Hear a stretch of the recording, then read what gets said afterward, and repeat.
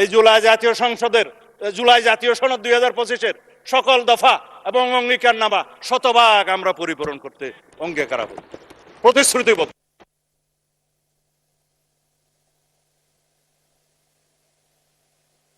চলে গেছে টোটাল চলে গেছে।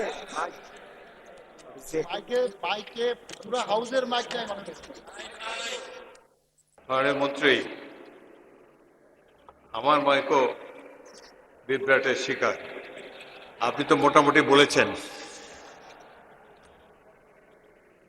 এখন রাত 9:30 বাজে।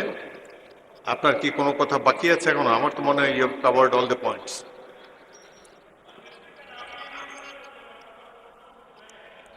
এটা হয়তো রেকর্ড হবে না, তবে যা বলতে চাই তা বলি। মানে স্পিকার আসছে, মানে স্পিকার শোনা যায় কিনা আমি জানি না, গেলে না যাক, মানে স্পিকার কোনো অসুবিধা নাই। মাননীয় মন্ত্রী শুনতে পাচ্ছি না আপনার কথা। 3-4 মিনিট অপেক্ষা করলে হয়তো এটা রেস্টোর করতে পারবে। ঠিক আছে মানে স্পিকার, আপনি যখন রুলিং দিয়েছেন 4 মিনিটই বলবো। মানে স্পিকার সারাদিন বলে যে অনেকে সারা রাত রামায়ণ পড়ে সকালবেলা এখন আমাদেরকে, আমার মনে হয় সব পয়েন্টই আপনার বলা হয়েছে। এখন আমি কনক্লুড করি। আমি বলতেই পারলাম না, আপনি কেমন বলা আচ্ছা ঠিক আছে। মানে স্পিকার আমাকে একটু ইন্টারফেয়ার না করলে আমি বলতে পারবো। গড়িটা এখন থেকে শুরু করে। এখন 7 খণ্ড রামায়ণ পড়ে যদি সকালবেলা আমার বন্ধুরা বলে সেই অবস্থায় হয়ে যাচ্ছে। কোথায় জুলাই আদেশ আর কোথায় জুলাই সনদ? আমরা জাতিকে পরিষ্কার করতে চাই, জুলাই জাতীয় সনদ 2025 যেটা স্বাক্ষরিত হয়েছে, যেটা ঐতিহাসিকভাবে স্বাক্ষরিত হয়েছে, সকল বন্ধুরা স্বাক্ষর করেছেন, সেই স্বাক্ষর নোট অফ ডিসেন্ট সহ এনসিপি অবশ্য পরে করেছে, নির্বাচনে করেছে তো বটে, সেটা আমরা বাস্তবায়ন করতে চাই। যেটা বলছে যে জুলাই আদেশ ইট ইজ নো অর্ডার, এটা লেজিসলেটিভ ফ্রড, এটা কালারেবল লেজিসলেশন, এটা ফ্রড অন দি কনস্টিটিউশন, সেটা কোনো অর্ডার নাই। আমার এক বন্ধু বললেন রাষ্ট্রপতিকে আমি ফোন করতে পারি কিনা। আপনিও তো ফোন করতে পারেন। কে বলছে রাষ্ট্রপতির সাথে জনগণ কথা বলতে পারবে না? এটা তো এমন বিষয় না যে রাষ্ট্রপতির সাথে আমরা কথা বলতে পারবো না।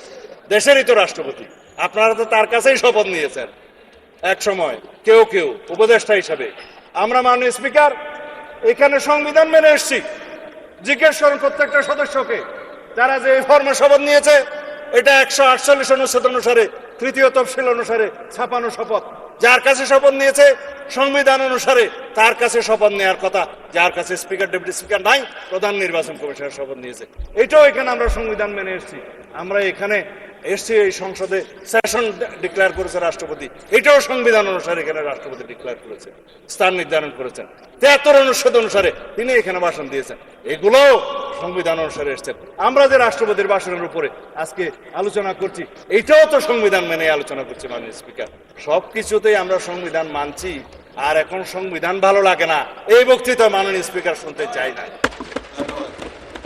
আমার সময় কি শেষে আরো আছে তো মাননীয় স্পিকার, 1 ঘন্টা 1 মিনিট 55 সেকেন্ড আছে। শুনলেও কি আর না শুনলেও আমি বলে যাই। তারপর মাননীয় স্পিকার কথা হচ্ছে সংবিধান যেখানে যেখানে সুবিধা সেখানে সেখানে মানলাম।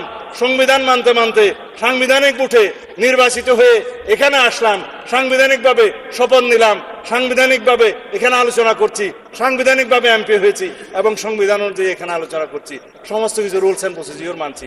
আর এখানে বলছে যে সংবিধান কি জনগণের অভিপ্রায়ের উপরে?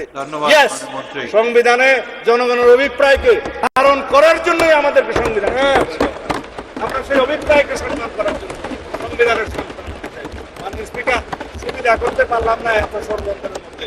আপনাকে অনেক ধন্যবাদ।